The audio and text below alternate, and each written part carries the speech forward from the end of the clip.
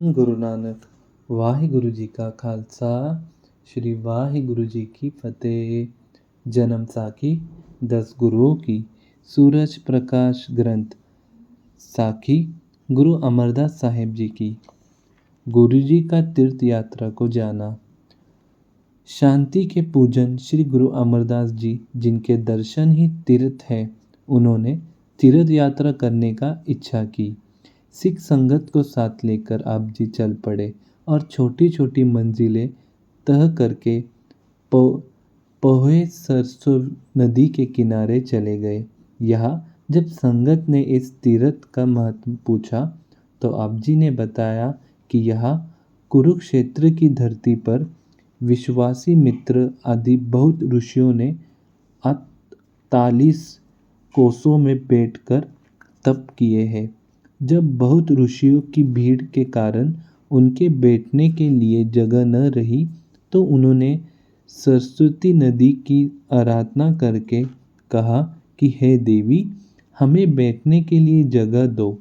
तब सरस्वती नदी 2 कोस पीछे हट गई और ऋषियों को बैठकर तप करने के लिए जगह मिल गई। धन गुरु नानक। फिर आप जी ने एक मंकट ऋषि की बात सुनाई कि उसने यहाँ पोहे से 3 कोस दूर सरस्वती नदी के किनारे बैठकर बड़ा कठिन तप किया था। एक दिन किसी तरह उसकी अंगुली को चीर आ गया। उससे लहू की जगह हरे पत्ते के पानी की तरह पानी निकला। इसको देखकर मुनि खुशी ये नाचने लगा। उसके साथ ही उसके तप के प्रभाव कारण सब लोभिक जीव नाचने लगे।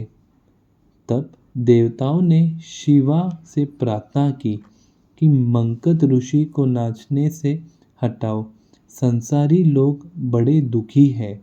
धन गुरु नानक। देवताओं की प्रार्थना स्वीकार करके शिवजी ने अपना भेष बदलकर ऋषि को पूछा कि आप किस कारण नाच रहे हो। मंकद ने कहा कि मैंने इतना कठिन तप किया है कि मेरे शरीर में लहू की जगह पानी रह गया है। इस खुशी से मैं नाच रहा हूँ। तब शिवजी ने अपनी उंगली चीर कर उसमें से राख निकाल कर दिखाई और कहा कि देख, मेरे शरीर में पानी भी नहीं रहा, शरीर राख हो गया है। मुझे फिर भी कोई खुशी नहीं हुई और तुम पानी देखकर ही नाचने लग गए। यह बात सुनकर वह ऋषि बैठकर और तप करने लग गया और संसार के जीवों को शांति मिली। धन गुरु नानक।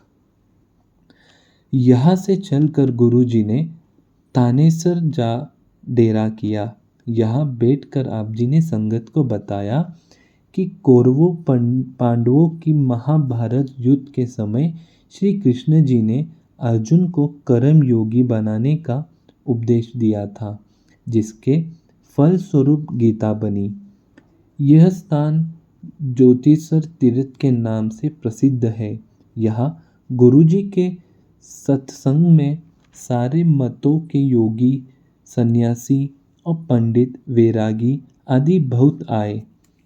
इनमें पंडितों और योगियों ने पूछा, महाराज, गुरु नानक जी ने जो अपनी वाणी उच्चारण की है उसका क्या कारण है, जबकि वेदों पुराणों में पहले ही सब कुछ लिखा हुआ है। यह आपकी नई रचना का क्या लाभ है।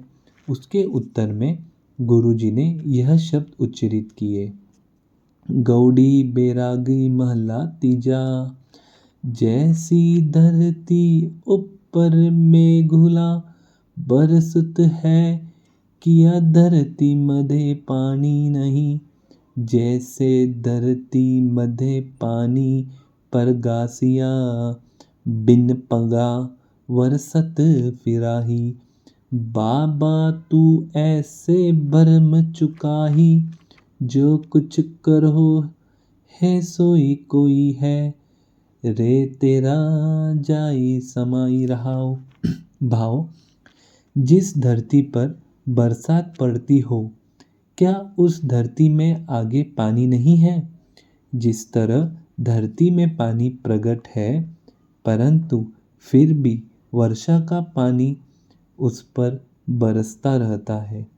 इसी प्रकार हे भाई, तुम अपना भ्रम मिटा दो। वेदों पुराणों के होते भी यह गुरु नानक जी की वाणी मंगलकारी और लाभदायक है। जो कुछ वेदों पुराणों की वाणी करती है, वही कुछ यह गुरुवाणी करने योग्य है। और वैसे ही जैसे वर्षा का पानी धरती के पानी में ही समाता है, यह वाणी भी उन वेदों पुराणों और देही परमात्माओं में जा ही मिलती है। धन गुरु नानक। अर्थात वेदों पुराणों की वाणी हर एक प्राणी की समझ में नहीं है, फिर इसके पढ़ने का अधिकार भी सबको एक बराबर नहीं है, परंतु यह गुरुवाणी हर एक की समझ में आ जाती है और इसके पढ़ने सुनने का हर ऊंच नीच को अधिकार भी है। आप जी के यह वचन सुनकर सबके भ्रम निवृत्त हो गए और गुरु जी को नमस्कार करके उन्होंने उनकी श्लाघा की। धन गुरु नानक। 3 दिन यहाँ विश्राम करके गुरुजी यहाँ से चलकर यमुना नदी के घाट पर जा ठहरे। जब यहाँ सिखों ने यमुना नदी का प्रसंग पूछा तो आप जी ने कथा किया। यह यमुना विश्वकर्मा की दोहरी सूर्य की पुत्री और कृष्ण की स्त्री हुई है। इस कारण यह पवित्र मानी गई है। आप स्नान करो और सतनाम का जाप करो। जब गुरुजी यमुना पार करने लगे तो कर लेने वाले ने गुरुजी की बहुत ज़्यादा महिमा सुनी, तो उन्होंने किसी भी सिख से कर न मांगा। उस दिन और भी सब लोग गुरुजी का नाम लेकर मुफ्त ही यमुना से पार हो गए। धन गुरु नानक। कर लेने वाले अपनी खाली तिजोरियां देखकर बहुत हैरान हुए कि आज हमारे साथ यह क्या अनहोनी बात हुई है। यमुना से पार गुरुजी के साथ बहुत संगत जुड़ गई और आप जी ने यहाँ से चलकर गंगा के किनारे एक खुली जगह कनखल जा डेरा किया। रोज कीर्तन, सत्संग, उपदेश और अटूट लंगर का प्रवाह जारी हो गया। आपकी महिमा सुनकर हरिद्वार के आसपास रहने वाले ऋषि मुनि, संत महात्मा, पंडित और श्रद्धालु दर्शन के लिए आते और अनेक प्रकार के प्रश्न उत्तर करके प्रसन्न पूर्वक गुरु जी की महिमा करते। इस तरह ही कुछ दिन सतनाम का उपदेश द्वार असंख्य श्रद्धालुओं को आनंद मंगल करके आप जी वापस गोविंदवाल आ गए। कनकल के स्थान पर आपकी याद में एक गुरुद्वारा बना हुआ है। इस यात्रा का प्रसंग श्री गुरु रामदास जी ने एक शब्द में निरूपित किया है। तुकारी महला चौथा। नावण परब अभ्युच बुगुर, सतगुरु दर सुबाइया। हरियापी करते पूरब किया, सतगुरु कुल खेत निवानी गाइया। मार्ग पथ चले गुरु सतगुरु, संगी सिखा। आन दीन भगति बनी, खिन खिन निमख विखा। प्रथम आए कुल खेती गुरु, सतगुरु पुरब हुआ। खबरी भाई संसारी आए, त्रिलोआ। द्वितीय जमुना गए गुरु, हर हर जपो किया। जागती मिले दे भेंट गुरु, पीछे लंगाई दिया। सब छुटी सतगुरु पीछे, जिन्हें हर हर नाम दिहाइया। तृतीया आए सुर स्त्री दह, कौतुक चलत भाइया, सब मोहि देखे दर्शन, गुरु सत किन्ने अड न दाम लाया। आड दामु किछ पाई न बोलक, जागतिया मोहन मुंदनी पाया।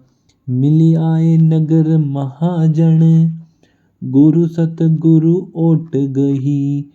कीर्तन पुराण नित पुन होई, गुरु बचनी नानक हर भगति लही।